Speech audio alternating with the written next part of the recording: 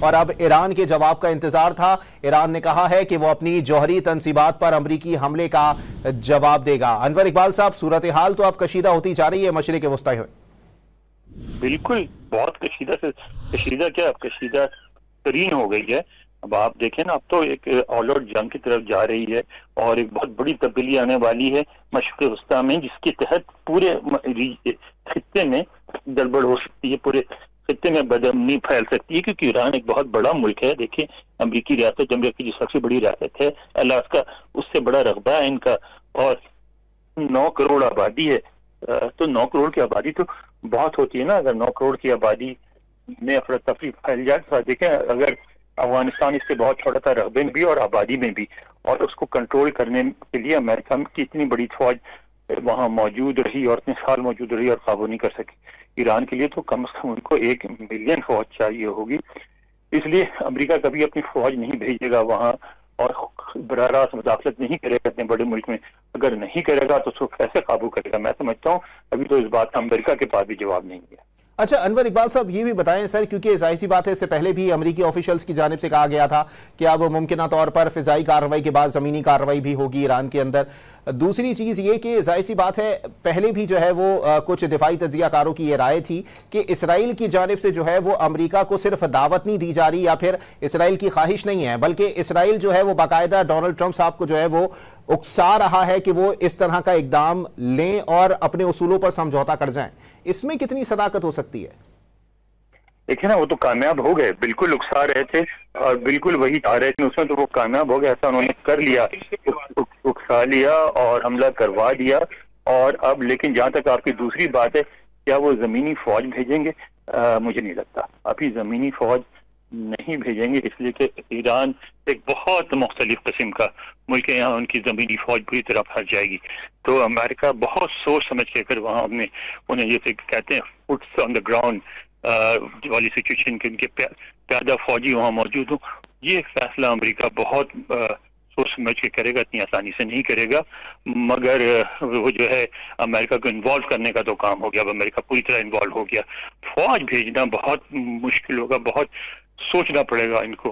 उसमें कांग्रेस भी नाराज होगी, उसमें लोग भी नाराज होंगे कि उसमें फिर जब आप फौज जाती है वहां लड़ाई होती है। आप अगर 100 मार लें दुश्मन के तो आपके भी 10 मरते हैं, और वो जो 10 मरते हैं उसमें जब अफगानिस्तान में जंग हो रही थी तो मुजाहिद एक खातून थी जिन्होंने जो जितने मरे थे इतनी तादाद में उनके लोगों की चप्पलें ला के व्हाइट हाउस के सामने रख दी थी, और उनका बेटा भी उसमें मारा गया था। तो उसमें उन्होंने एक बात की थी, उन्होंने कहा कि उन्होंने कोशिश की अफगानिस्तान का लफ्ज प्रॉपरली प्रोनाउंस करते कि और नहीं करते की, तो उन्होंने कहा कि मेरा बेटा ऐसे मुल्क में मारा गया है जिसका मैं नाम भी नहीं ले सकती, तो मुझे क्यों परवाह है उस मुल्क की? मेरी तरफ से अफगानिस्तान में तूफान आ जाए, सैलाब हो जाए, वो समुद्र में गर्क हो जाए, मुझे क्या उस मुल्क से? मेरा बेटा क्यों मारा गया? मेरी हुकूमत मुझे ये जवाब दे कि एक ऐसे खित्ते में जाके मेरा बेटा क्यों मारा जाए। तो वो ईरान के बारे में यही कहेंगे अवाम के, हमें ईरान की क्या परवाह, हमें क्या लेना देना है, हमारे बच्चे वहां जाके क्यों मरे? तो जब जमीनी फौज भेजेंगे तो उसका बड़ा डिफरेंट रिएक्शन होता है, क्योंकि ये देखें ये सारे ममालिक जो अमेरिका से बहुत दूर हैं, हुकूमतों के मफादात होते हैं और होंगे,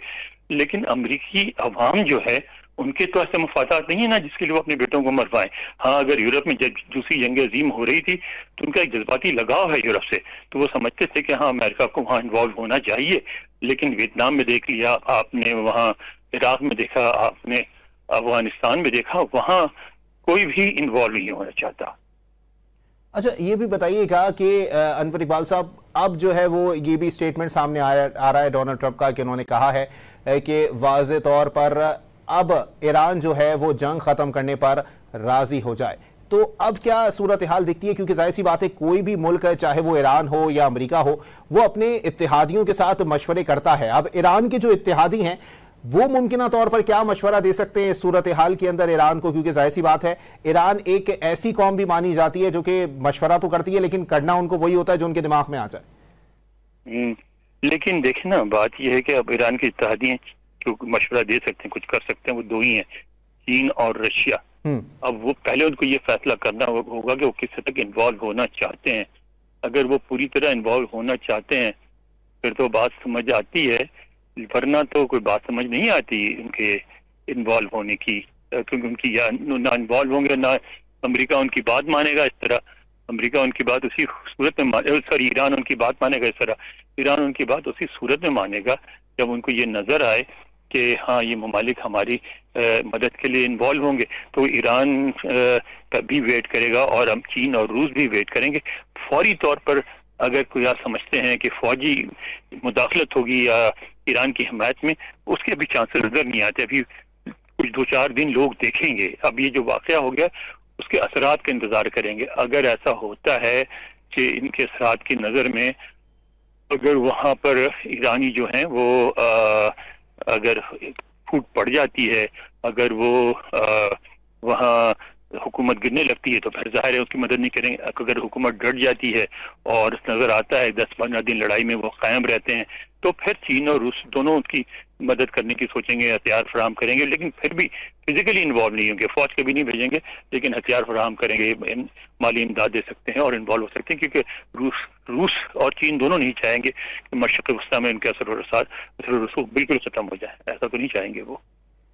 तो अनवर इकबाल साहब ये भी बताएं कि अब क्या मामलात दिखाई दे रहे हैं आपको? जाहिर सी बात है अब वक्त आ गया है कि अमन कायम हो, ये अमरीकी सदर ट्रंप का स्टेटमेंट आ गया है। वहीं बैनुल अक़वामी मीडिया जो है वो दावा कर रहा है कि ईरानी हुकाम के हवाले से खबर दी है उन्होंने कि वो जौहरी तंसीबात पर हमले का जवाब देगा। मुमकिन तौर पर क्या हमले का जवाब हो सकता है ईरान की जानिब से? और अब जो सूरत हाल दिखाई दे रही है, क्या हो सकता है अमेरिका?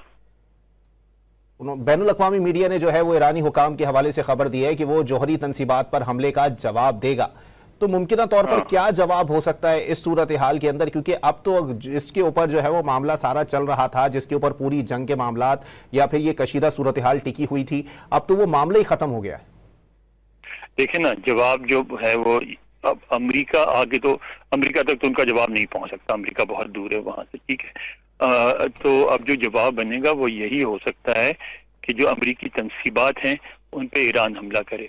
अब उसमें जो देखने वाली बात होगी वो ये होगी कि क्या ईरान अमेरिकी तंसीबात को टारगेट कर सकता है, क्योंकि वो आप करेंगे तो सही, भेजेंगे रॉकेट, लेकिन वो तो एक तो छोटे टारगेट हैं, शिप्स हैं जो मूव कर रहे हैं, और फिर वो फुली इक्विप्ड हैं, इसराइल से ज्यादा इक्विप्ड हैं।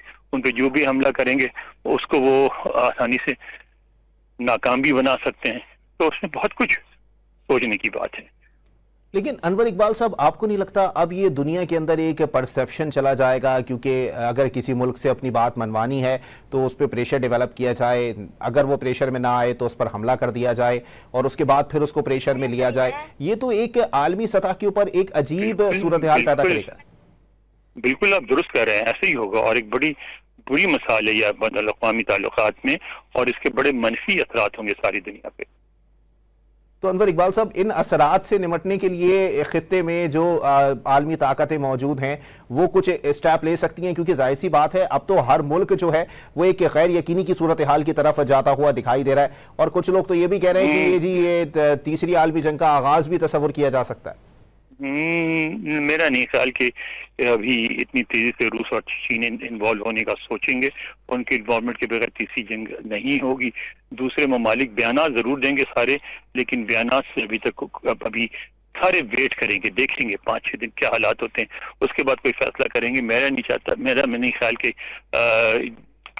चीन या रूस या कोई भी मुल्क बराह रास्त फौजी तसादुम अमेरिका से लेने का सोचेगा। लेकिन अनवर इकबाल साहब, जिस तरह अमेरिका ने जो है वो 2 हफ्तों का वक्त देने के बाद जो है वो एक सरप्राइज अटैक किया है, अमेरिका ने भी दुनिया को सरप्राइज ही दिया है, कोई दूसरा मुल्क भी अमेरिका को सरप्राइज दे सकता है सूरत हाल के अंदर खित्ते में? कैसे बात सारी है ना कि कैसे अमेरिका में एक अजीबोगरीब चीज है जो दुनिया में कहीं नहीं है। अमेरिका में जो हथियारों की इंडस्ट्री है ये प्राइवेट है। जिस तरह हमारे यहाँ दाल, आटा, चावल बेचने वालों की कंपटीशन होती है ना, आइसक्रीम बनाने वालों की, तो उस तरह कि हमारी आइसक्रीम बेहतर है और हमारे जूते बेहतर हैं और हमारी शर्ट बेहतर है, इस तरह यहाँ हथियारों की कंपटीशन होती है। तो उसकी वजह से जंग हो या ना हो, हर वक्त नए हथियार बन रहे होते हैं, उनको बेचने की कोशिश की जाती है खुद, और उनको कंसर्न नहीं होता बाहर से ज्यादा, वो पास अपने ही हुकूमत को बेचते रहते हैं हर वक्त। और हर वक्त यहाँ बाज़ाब्ता आपस की दुश्मनी होती है, एक दूसरे की जासूसी कर रहे होते हैं, एक दूसरे के पीछे लगे होते हैं, एक दूसरे के बंदे खरीद रहे होते हैं, और हर वक्त नए हथियार बन रहे होते हैं। उसकी वजह से इनकी जो कंपटीशन की वजह से इनकी जो हथियारों की इंडस्ट्री है वो दूसरी सारी दुनिया से कोई 100 गज आगे है। तो वो जो एडवांटेज है उनको, उसकी वजह से इन पे दूसरे ममालिक हमला करने से पहले 10 दफा सोचते हैं।